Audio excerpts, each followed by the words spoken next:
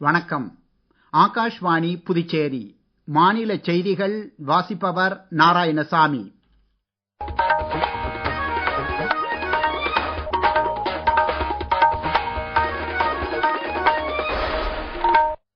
தலைப்புச் செய்திகள்.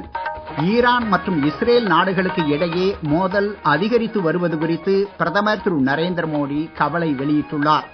மத்திய உள்துறை அமைச்சர் திரு அமித்ஷா 2 நாள் பயணமாக சத்தீஸ்கர் மாநிலம் சென்றுள்ளார். புதுச்சேரியில் உதவியாளர் பணியிடங்களுக்கான 2ஆம் நிலை எழுத்துத் தேர்வு இன்று நடைபெற்றது. புதுச்சேரி சமுதாய கல்லூரியில் 2025-26 கல்வியாண்டு மாணவர் சேர்க்கைக்கான கடைசி தேதி இம்மாதம் 30ஆம் தேதி வரை நீட்டிக்கப்பட்டுள்ளது. இனி விரிவான செய்திகள். பிரதமர் திரு நரேந்திர மோடி ஈரான் அதிபர் திரு மசூத் பெசஸ்கியானுடன் இன்று தொலைபேசியில் உரையாடினார். இது குறித்து சமூக ஊடகத்தில் தெரிவித்துள்ள பிரதமர், ஈரான் மற்றும் இஸ்ரேல் நாடுகளுக்கு இடையே மோதல் அதிகரித்து வருவது குறித்து ஈரான் அதிபரிடம் தமது கவலையை தெரிவித்ததாக குறிப்பிட்டுள்ளார். மேலும் தற்போதைய நிலவரங்கள் குறித்தும் இருவரும் கலந்துரையாடியதாக குறிப்பிட்டுள்ளார். பிராந்திய அமைதி, பாதுகாப்பு மற்றும் நிலைத்தன்மையை நிலைநிறுத்த உரையாடல்கள் மற்றும் ராஜாங்க முறையிலான நடவடிக்கைகள் அவசியமானது என்று மீண்டும் பிரதமர் வலியுறுத்தியுள்ளார். யோகக்கலையை தங்கள் வாழ்வின் ஒரு அங்கமாக மாற்றும் இயக்கமாக வலுப்படுத்தியமைக்கு ஆந்திர பிரதேச மக்களுக்கு பிரதமர் திரு நரேந்திர மோடி பாராட்டு தெரிவித்துள்ளார்.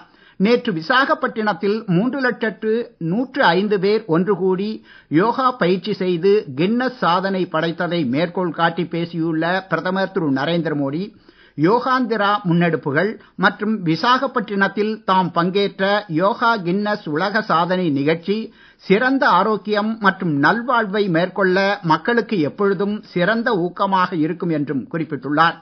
யோகா மக்களை மீண்டும் ஒருங்கிணைக்கிறது என்றும் தெரிவித்துள்ளார். இந்தியா கடந்த 11 ஆண்டுகளில் சேவை, நல்லாட்சி, ஏழைகள் நலன் என்ற கொள்கைகளின் அடிப்படையில் புரட்சிகரமான பல மாற்றங்களை சந்தித்துள்ளது. இந்த 11 ஆண்டுகளில் பல்வேறு முக்கிய துறைகளில் அரசு மேற்கொண்ட முக்கிய முயற்சிகள் குறித்து ஆகாஷ்வாணி சிறப்பு தொடர் ஒன்றை வழங்குகிறது. அந்த வரிசையில் இந்தியாவின் எரிசக்தி புரட்சி மற்றும் கடந்த 10 ஆண்டுகளில் எடுக்கப்பட்ட துணிச்சலான சீர்திருத்தங்கள் குறித்த ஒரு செய்தி தொகுப்பு.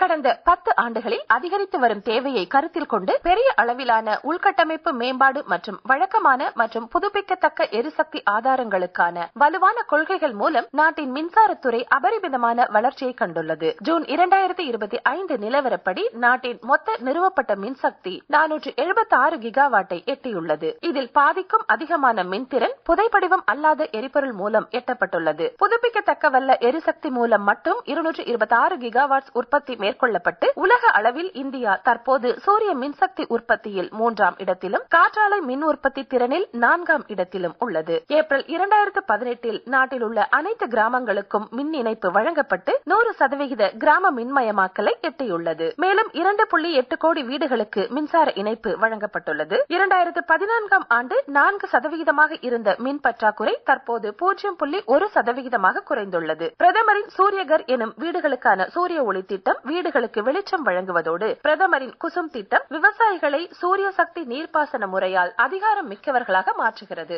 காற்றாலை மின் உற்பத்தி துறை 2 மடங்குக்கும் அதிகமான வளர்ச்சி கண்டுள்ளது. நீர்சக்தி, பயோமாஸ் மற்றும் அணுசக்தி துறைகளின் திறன் சீரான வளர்ச்சி கண்டுள்ளது. இந்தியாவின் நிலக்கரித்துறை நவீனமயமாக்கப்பட்டு சுயசார்பு மற்றும் நிலைத்தன்மையை எட்டியுள்ளது. மேலும் உற்பத்தி அளவில் சாதனை நிகழ்த்தப்பட்டு இறக்குமதி சார்பு நிலை குறைந்துள்ளது. தேசிய பசுமை ஹைட்ரஜன் இயக்கம் முதல் சர்வதேச சோலார் கூட்டணி வரை இந்தியா தமது எரிசக்தி தேவைகளை பூர்த்தி செய்வதோடு மட்டுமல்லாமல் தூய்மையான பசுமையான எதிர்காலத்தை நோக்கி வழிநடத்துகிறது.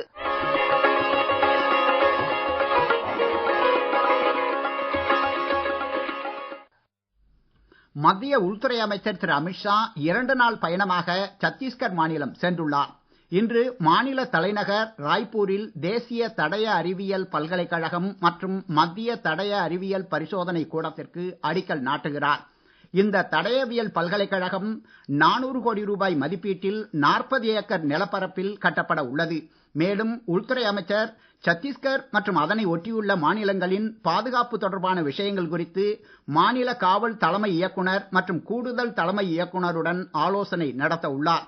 மேலும் இடதுசாரி பயங்கரவாதம் குறித்த மறு ஆய்வு கூட்டத்திலும் பங்கேற்க உள்ளார். நாளை நாராயண்பூர் மாவட்டத்தில் கிராம மக்களுடனும் இர்பக்தி பகுதியில் உள்ள எல்லை பாதுகாப்பு படை வீரர்களுடனும் கலந்துரையாட உள்ளார்.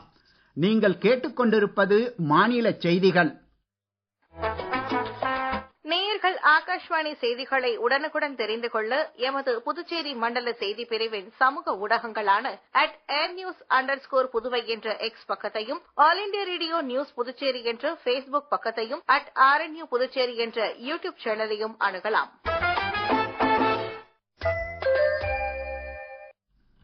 புதுச்சேரி பணியாளர் மற்றும் நிர்வாக சீர்திருத்த துறையில் காலியாக உள்ள 256 உதவியாளர் பணியிடங்களை நிரப்புவதற்கான 2ஆம் நிலை எழுத்துத் தேர்வு இன்று நடைபெற்றது. இது குறித்த கூடுதல் விவரங்கள்.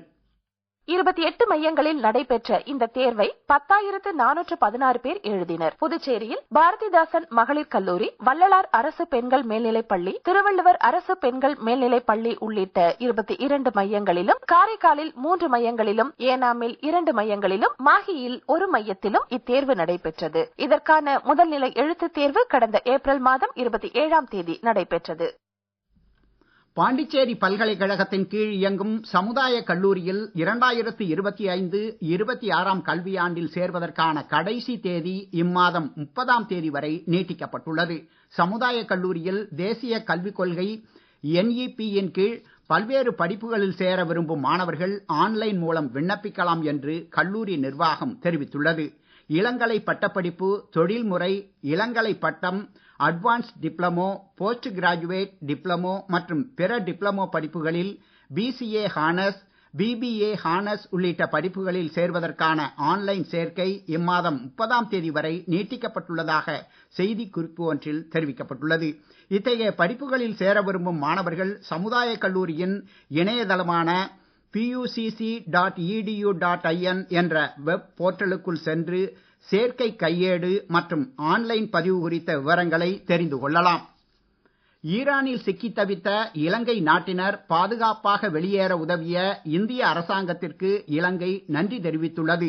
இது குறித்து எக்ஸ் வலைதளத்தில் பதிவிட்டுள்ள இலங்கை வெளியுறவு அமைச்சர் விஜிதா ஹராத், இந்தியாவின் இந்த உதவி இரு நாடுகளுக்கும் இடையிலான ஆழமான இணக்கம் மற்றும் நட்புறவை வெளிப்படுத்துவதாகவும் இதற்காக இலங்கை மக்கள் சார்பில் நன்றி தெரிவித்துக் கொள்வதாகவும் குறிப்பிட்டுள்ளார். ஈரானில் தற்போது நிலவி வரும் போர் சூழலுக்கு இடையில் அங்கே சிக்கியுள்ள இந்தியர்களை பாதுகாப்பாக மீட்க ஆபரேஷன் சிந்து நடவடிக்கையில் மத்திய அரசு ஈடுபட்டுள்ளது. இந்நிலையில் இலங்கை மற்றும் நேபாள நாடுகளின் கோரிக்கைகளுக்கு இணங்க அந்நாட்டவரையும் மீட்கும் நடவடிக்கையில் இந்தியா ஈடுபட்டுள்ளது. தெஹ்ரானில் உள்ள இந்திய தூதரகத்தின் இந்த நடவடிக்கை பிராந்திய ஒத்துழைப்பு மற்றும் இக்கட்டான காலகட்டங்களில் அண்டை நாடுகளுடனான மனித நேயத்தை மறு உறுதிப்படுத்தும் இந்தியாவின் அர்ப்பணிப்பு செயலாக பார்க்கப்படுகிறது. பகல்காம் பயங்கரவாத தாக்குதலில் ஈடுபட்டவர்களுக்கு அடைக்கலம் கொடுத்ததாக கூறப்படும் 2 பேரை தேசிய புலனாய்வு முகமை NIA சட்டவிரோத நடவடிக்கைகள் தடுப்பு சட்டத்தின் கீழ் கைது செய்துள்ளது. பகல்காமின் பாத்கோட் மற்றும் ஹில்பார்க் பகுதியைச் சேர்ந்த பர்வேஸ் அகமது ஜோதர் மற்றும் பஷீர் அகமது ஜோதர் ஆகிய இருவரை கைது செய்து விசாரணை நடத்திய தேசிய புலனாய்வு முகமை ஆயுதம் ஏந்தி பயங்கரவாத தாக்குதலில் ஈடுபட்ட 3 பேர் பற்றிய விவரங்கள் தெரிய வந்துள்ளதாகவும் அவர்கள் லஷ்கரே தொய்பா பயங்கரவாத இயக்கத்தோடு தொடர்புடைய பாகிஸ்தானியர்கள் என்றும் தெரிவித்துள்ளது.